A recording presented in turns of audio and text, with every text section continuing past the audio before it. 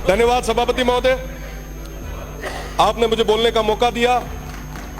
सबसे पहले मैं शिव की जनता का धन्यवाद देना चाहूंगा कि उन्होंने एक अध्यापक के बेटे पे विश्वास जताया और प्रदेश की सबसे बड़ी पंचायत में सबसे युवा सदस्य बनने का मौका दिया। शिव की देवतुल्य जनता का मैं धन्यवाद देता हूं। साथ ही साथ मैं वर्तमान सरकार को बहुत बहुत धन्यवाद देता हूं कि वो यूथ पॉलिसी ले आए।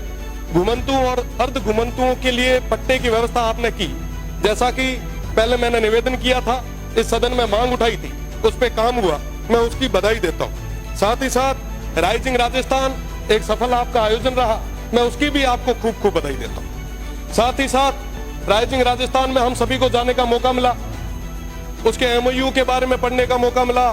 रोज अखबारों में बहुत बड़ी बड़ी बातें उसको लेके लिखी जाती थी। 35 लाख करोड़ के एमओयू हुए, बहुत बढ़िया है, होना चाहिए, स्टेट आगे बढ़ना चाहिए, विकास होना चाहिए, बहुत ज्यादा जरूरी। और जब उसके अंदर देखा कि 35 लाख करोड़ के एमओयूज में और क्या क्या है, तब पता चला कि साहब 28 लाख करोड़ तो हमारे अक्षय ऊर्जा के हैं। बहुत अच्छी चीज है, सब स्टेट में ऊर्जा तो होनी चाहिए। अगर आप वेस्टर्न राजस्थान से ऊर्जा उत्पादित कर रहे हो, ये तो वाकई बहुत बड़ी चीज है, मैं इसके लिए धन्यवाद देता हूं। पर साहब, इसकी कीमत कौन चुका रहा है? इसकी कीमत आज के समय में वो सीमांत के लोग चुका रहे हैं। उस अक्षय ऊर्जा के नाम पे आप जितनी भी बिजली जनरेट कर रहे हो, आप बताएं कि इस स्टेट को क्या मिल रहा है उसके बदले। पावर ग्रिड से हम आंध्रा को, तेलंगाना को, बाहर देश के अलग अलग राज्यों को बिजली दे रहे हैं। क्या हमारे किसानों को पूरी बिजली आज हम दे पा रहे हैं क्या? पेल घर में ना जिके चीज की जरूरत है उरी तो पूर्ति आप कराओ। आज के समय में हमारे किसानों को कहीं बिजली नहीं मिल पा रही। जो जमीन थोड़ी बहुत बची थी, ओरण और गोचर, उसको भी आपने पूरे तरीके से मल्टीनेशनल कंपनीज के चरणों में रख दिया। आज पूरे किसान बहुत ज्यादा परेशान, पर उनकी बात कोई नहीं कर। विकास की बात आई, हमने सोचा कि साहब मैन्युफैक्चरिंग यूनिट यहां लगेगी, खूब सारे युवाओं को रोजगार यहां मिलेगा। कई सारे लोगों ने तो कहा कि साहब विकास तो आपके वेस्टर्न राजस्थान में बरस जाएगा, आप देखो क्या होता है। वही सपने हमें दिखाए गए जो रिफाइनरी आई उस समय हमें दिखाए। हमें कहा गया साहब ये आने वाले समय में दुबई बनेगा, जैसे शेखों के पास में रोल्स रॉयस की गाड़ी है वैसी आपके पास भी होगी। यहां पे अपार संभावना है। बदले में क्या हुआ? आज भी वो पश्चिमी राजस्थान, वो सीमांत के लोग वहीं खड़े।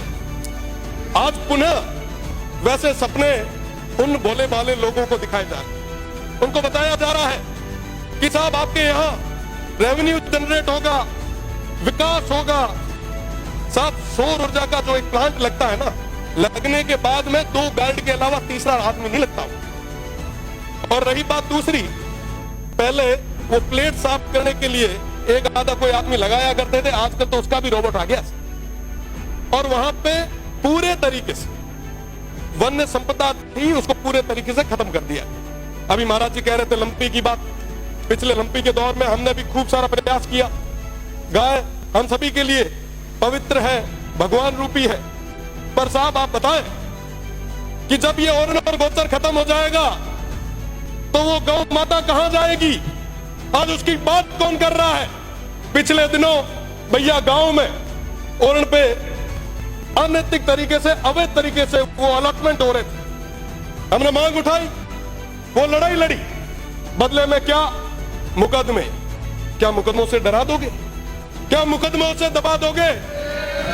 मैं आपको कहना चाहूंगा कि वाकई अगर आप चाहते हो, वाकई अगर आप युवाओं के साथ हो, वाकई आप अगर किसानों के साथ हो, मैं आपसे निवेदन करना चाहूंगा कि आप 70% अनस्किल्ड और सेमी स्किल्ड में प्राइवेट जॉब्स में रिजर्वेशन लाए और कहें कि साहब जहां पे ये काम हो रहा है वहां के युवाओं को हम वरीयता देंगे। आप लाए? आप नहीं ला पाएंगे। मैं चैलेंज करता हूं, अगर आप ले आ पाए तो आप कहोगे वहां खड़े रहने के लिए हम लोग तैयार। साहब आज इस तरीके से आप ये जो काम कर रहे हैं वाकई बहुत दुखद है। लाखों की संख्या में खेजड़ियां कट रही है, वन्य संपदा खत्म हो रही है। आप याद करो तेजाजी महाराज को, बाबू जी को, हडबू जी को, अमृता देवी जी को, जम्बेश्वर भगवान को, सब पर्यावरण के लिए उन्होंने कीजिए। पर्यावरण के लिए उन्होंने क्या क्या नहीं किया, पर आज बदले में क्या हो रहा है?